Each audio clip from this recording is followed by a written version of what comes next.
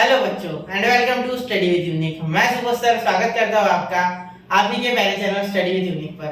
बच्चों इस लेक्चर में हम और एक डिफरेंशिएशन चैप्टर से नया क्वेश्चन डिस्कस करने जा रहे हैं और ये क्वेश्चन आपके सामने, ठीक है। तो ये क्वेश्चन में अगर आप देखोगे बच्चा तो आपको देख के लगेगा कितना हार्ड क्वेश्चन है। क्वेश्चन एक्चुअली हार्ड नहीं है, बहुत आसान है, ठीक है।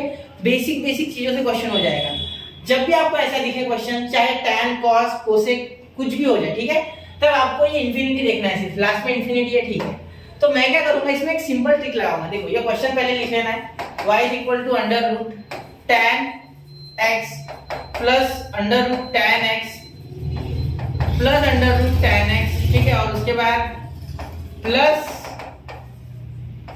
टू द इंफिनिटी, ठीक है। मतलब ये tan x चलते ही रहेगा, ये कभी खत्म ही नहीं होने वाला, ठीक है। चलो तो इसमें मैं आपको पहले एक पूरा मेथड बताऊंगा, फिर उसके बाद एक शॉर्ट ट्रिक बताऊंगा, ठीक है। सीटी में ऐसे क्वेश्चन बहुत बार रिपीट होते हैं और आगे आ तो फिर तो टेंशन ही नहीं, 10 सेकंड के अंदर मार के आओगे, ठीक है। चलो देखो, तो यहाँ सबसे पहले स्क्वायरिंग करना है। क्यों सर? देखो बता दूं, या सबसे पहले करो स्क्वायरिंग ऑन बोथ साइड। ऐसे लिखना नहीं एग्जाम में, मैं सिर्फ लिख रहा हूँ आपको समझने के लिए, ठीक है। लिख लो, आपकी इच्छा है तो कोई दिक्कत नहीं है। स्क्वायरिंग ऑन बोथ साइड, ठीक है।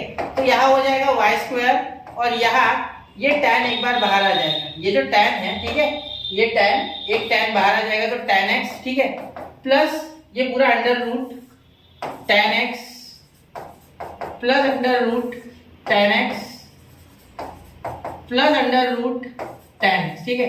कुछ ऐसा हो जाएगा, ठीक है। चलो समझ गए। तो ये यहां से कहां तक है बेटा? वापस से एक बार इंफिनिटी तक, ठीक है। अब आप बोलोगे सर आपने यहाँ तो 3 ही थे, आपने यहाँ 3 भी लिखे, ऊपर से ये tan x भी लिखा। बेटा इंफिनिटी तक मैं 10 लाख भी ले लूं तो कोई फर्क नहीं पड़ रहा, ठीक है। 10 लाख ले लूं मैं, क्या फर्क पड़ रहा है, ठीक है। इंफिनिटी है, ठीक है। चलो क्लियर है यहाँ तक बात? यहाँ तक मैं क्लियर हूँ? Am I clear? ठीक है, यहाँ तक क्लियर हूँ मैं, ऐसा मुझे लग रहा है, ठीक है। अब इसे करेंगे डिफरेंशिएट। कैसे? उससे पहले करना है प्रोसेस।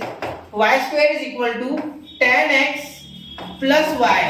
अरे सर ये y कैसे लिखा आपने? देखो बेटा, क्या आप इसे y नहीं बोल सकते हो? देखो ये और ये पूरा मैचिंग है, देखो पूरा मैचिंग है। और ये किसके इक्वल है बेटा? ये तो y के इक्वल है ना यार, इसीलिए इसकी जगह y लिख सकते हैं। इसीलिए मैंने यहाँ इसकी जगह क्या लिख दिया? y लिख दिया। समझ रहे हो? चलो मैं एरो वगैरह हटाता नहीं हूँ, इससे आपकी अंडरस्टैंडिंग बढ़ेगी, शायद ऐसा मुझे लग रहा है, ठीक है। तो ये आप देखना, ठीक है। इंफिनिटी तक है इसलिए कितना भी लिख सकते हो, उसका टेंशन मत लो। तो अब इसे करेंगे डिफरेंशिएट, मतलब y² = tan x plus y से करोगे डिफरेंशिएट, ठीक है। तो यहाँ लिखोगे differentiate with respect to x, ठीक है। चलो differentiate with respect to x। अब मेरी बात पे ध्यान देना, यहाँ आप लिख सकते हो d dx of 2y, sorry y², मैंने डायरेक्ट आंसर लिख दिया y², यहाँ d dx of tan x, ठीक है, plus dy by dx plus dy by dx। बिल्कुल, यहाँ देखो d dx ऑफ y² है बेटा, यहाँ आप लिखोगे 2y, फिर लिखोगे dy by dx। अब ये क्यों? ये मैंने पिछले लेक्चर में बताया था, इस लेक्चर में वापस से बताऊंगा। देखो एक ये y अलग टर्म है जो डिफरेंशिएट हो रही है और डिफरेंशिएट करने वाला है dx, यानी अलग टर्म है। तो आप क्या करोगे, d dx ऑफ y² में पहले तो 2y लिखोगे, बिल्कुल सही है। लेकिन अभी ये जो 2y है ये डिफरेंशिएशन ऑफ स्क्वायर है, इस एक्सपोनेंशियल का, इस पावर का स्क्वायर है। अभी y कहाँ हुआ? तो y को dy by dx लिखेंगे। अब मुझसे बच्चे और एक क्वेश्चन पूछने वाले हैं कि सर जब d dx ऑफ x² करते हो तब तो आप 2x लिखते हो, फिर आगे कुछ क्यों नहीं लिखते? तो 2x लिखने के बाद वो सही है कि पावर का डिफरेंशिएशन हो गया, इंडेक्स का हो गया, यानी एक्सपोनेंशियल का हो गया, बिल्कुल। लेकिन यहाँ मैं जब dx by dx लिखने जाऊंगा तो वो 1 बन जाता है। मैं लिखता क्यों नहीं हूँ? क्योंकि वो 1 है। एक्चुअली वो लिख सकते, कोई दिक्कत नहीं है, लेकिन 1 बन रहा है तो क्यों लिखे? ये इनविजिबल है, ये अंडरस्टूड है, ठीक है। चलो क्लियर। तो ये मैं यहाँ आपको बार बार बताता हूँ, ठीक है। ये स्टेप बच्चे भूलते हैं, मुझे पता है, ठीक है। मैं सबकी बात नहीं कर रहा हूँ, अगर 100 में से 2 भी भूल रहे हैं तो उनके लिए मुझे बताना है, ठीक है। चलो ठीक है, यहाँ देखते sec² x plus dy by dx। करने को तो मैं 3 स्टेप में क्वेश्चन करता, लेकिन नहीं, 3 मार्क्स के लिए आ रहा है, पूरा करना है। ये dy by dx तो 2y dy by dx minus dy by dx is equal to sec² x, ठीक है। चलो देखो, अब यहाँ आप ये dy by dx इधर लेके आए हो तो dy by dx कॉमन निकालो, इज इक्वल टू ये इज इक्वल टू डायरेक्ट नहीं करता, dy by dx जब कॉमन निकालोगे तो अंदर बचेगा 2y, यहाँ बचेगा -1, क्योंकि dy by dx इसमें से इसमें से कॉमन निकल गया तो यहाँ और कुछ था नहीं तो 1 बचा। इंटू 1 तो हर एक के साथ होता है, 1 हर एक के साथ होता है, जैसे भगवान भी हर एक के साथ होते हैं, ठीक है। और यहाँ हो गया sec स्क्वायर x, ठीक है। चलिए अब अगर आप ध्यान दोगे बेटा तो यहाँ आप dy बाई dx की एक वैल्यू लिख सकते हो। देखो ध्यान देना, आंसर थोड़ा छोटे में लिख रहा हूँ मैं क्योंकि जगह कम हो जाएगी नहीं तो, ठीक है। हल्के में लोड ले रहा हूँ सर, आंसर को नहीं लिखने, सॉरी।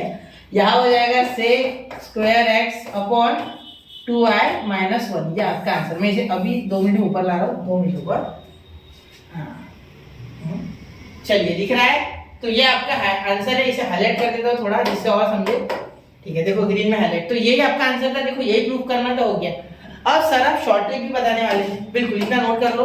1 2 3 हियर वी गो, हो गया। चलो जब भी ऐसा क्वेश्चन दिखे, ये रहे ना रहे, ठीक है, ये हो ना हो, डायरेक्ट क्या करना है, देखो इसे देखे बराबर समझना है कि tan x का डेरिवेटिव क्या होता है वो पहले लिख दो। कहाँ बताओ, यहाँ बता दो। देखो यहाँ बता रहा हूँ, देखो शॉर्ट ट्रिक है, शॉर्ट ट्रिक, शॉर्टकट बोल देता हूँ, शॉर्टकट, ठीक है। सीटी में काम आएगा, एमएसटी सीटी में काम आएगा, ठीक है, या जेई में जब भी आप जो एग्जाम दे रहे हो, ठीक है। तो यहाँ जो होता है उसका डेरिवेटिव पहले लिखो आंसर में, dy by dx is equal to, इसका डेरिवेटिव क्या हो गया, sec स्क्वायर x, ठीक है। इसका डेरिवेटिव लिखो जो भी यहाँ दिया गया है, ट्रिग्नोमेट्रिक फंक्शन, ठीक है। फिर उसके नीचे हमेशा 2i माइनस 1, हमेशा ये 2i माइनस 1 तो ऑलवेज आएगा, ऑलवेज हमेशा आएगा। 2i माइनस 1 हमेशा ऑलवेज याद रखना, 2i माइनस 1 हमेशा आएगा, ऑलवेज आएगा, ठीक है। हाँ, और इसका डेरिवेटिव ऊपर लिख देना है, बिल्कुल बेटा, ठीक है, समझ गए। चलिए नोट कीजिए। तो उम्मीद है कि ये क्वेश्चन आपको समझा होगा, ठीक है। तो पढ़ते रहे, आगे बढ़ते रहे। जय हिंद, जय भारत।